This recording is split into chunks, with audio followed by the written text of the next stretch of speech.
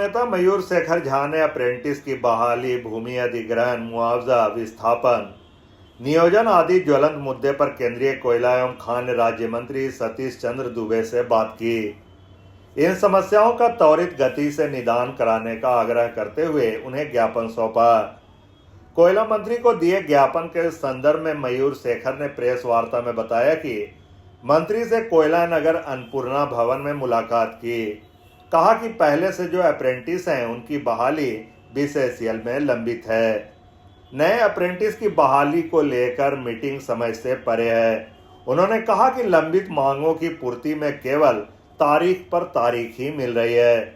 ऐसी परिस्थिति में जहां वर्तमान में 600 अप्रेंटिस आंदोलनरत है, वह बढ़कर 700 हो जाएगा।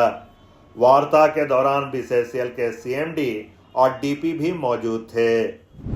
नियोजन के बारे में उनके तरफ से जो आश्वासन लगा, जो आश्वासन पिछले हमें 4-5 साल से मिलता आया है, वो फिर भी कहीं ना कहीं हमें लगा कि जो है अगर दबाव बनाया गया, जिस तरह से हम लोग लगातार दबाव बना रहे हैं, तो थोड़ा बहुत पहल नियोजन में उम्मीद किया जा सकता है। लेकिन जो दूसरा बहुत गंभीर विषय है जिस पर आज हमारी चर्चा हुई और जिसके मामले में साफ साफ बीसीसीएल प्रशासन जिस विषय पर झूठ बोल रहा है एक तरह से मानिए तो, वो है भूमि अधिग्रहण का मामला।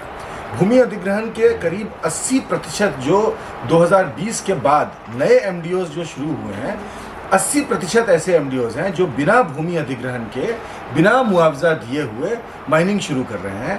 और कागजों पर अगर देखा जाए तो वो ये कह रहे हैं, वो कहीं ना कहीं जो है रैयतों की ज़मीन की ओनरशिप में कोई ना कोई खोट निकाल देते हैं। और वो कहते हैं कि नहीं, कागज़ पूरा नहीं है तो वो लिटिगेटेड कर देते हैं उस ज़मीन को।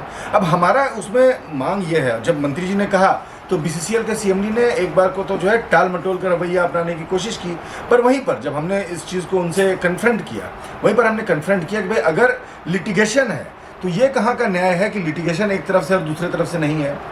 आज अगर बीसीसीएल प्रशासन कह रहा है कि रैयतों की तरफ से रैयतों की वो ज़मीन नहीं है या कागज़ में कोई त्रुटि है, तो अगर लिटिगेटेड कोर्ट अगर फैसला करना है, अगर मामला जो है वो सब जुडिस चला जाता है, कोर्ट के अधीन मामला चला जाता है, तो अगर रैयत वहाँ मुआवजा नहीं पा सकते हैं तो बीसीसीएल या बीसीसीएल की कोई भी ठेकेदार कंपनी किस हैसियत से वहाँ पे खनन कर सकती है।